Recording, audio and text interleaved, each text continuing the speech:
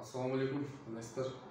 Banetski жөнүндө толук маалымат айтып өтсөк, 2020 жылы декабрдын 14-ндө Банетскинин главный офисине чалып, ал жак менен байланышканбыз да.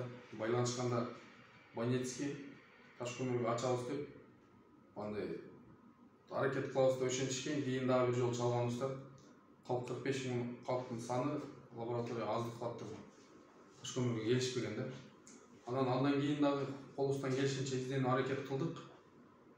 Майдын 23-үндө Ташкөмүр шаарынын Арзуматов Эрдис деген өзүбүздөн чоң улуу мулда акебиз Банетский менен иштешет экен. Ошол лабораториялар мененчи. Анан ошого 23-майда Кыргыз жаш күч коомдук бирикмесинин атынан кайрылуу жөнөткөн, ушул биздин шаарга Банетский лабораторияны алып берүүбүздү суранычы. Ал акебизден катка жооп келгенден кийин ремонт иштери башталып, документация иштерине жардам берип келди.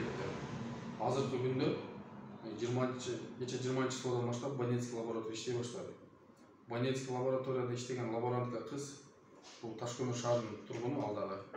Анан негизги Банетскини Ташкөмүр шаарына алып келгенибиздин максаты, негизги бул шаарга ачылып аткандын негизги максаты азыр сахар, мисалы гепатит, жана башка оорулар бар да, мисалы бөйрөк, хронический оорулар, ошолорду ар бири ай сайын 15 күн сайын анализ тапшырып турат экен.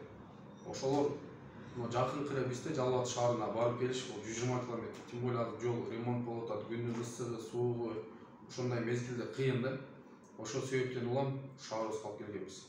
Азыр мисалы ушул лаборатория үчүн Бишкекке Ошко да барып атпайбы биздин жерлештерчи.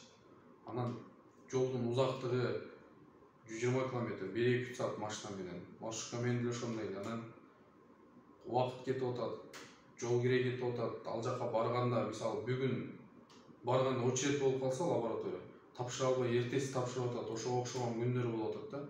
Ошол себептен улам шаарыбызга алып келдик, шаарыбыздын тургундарына жеңил болсун деп. Кудай буйрса, бул лаборатория элибизге, жерибизге кызмат кылат деген ойдо, үмүттөбүз.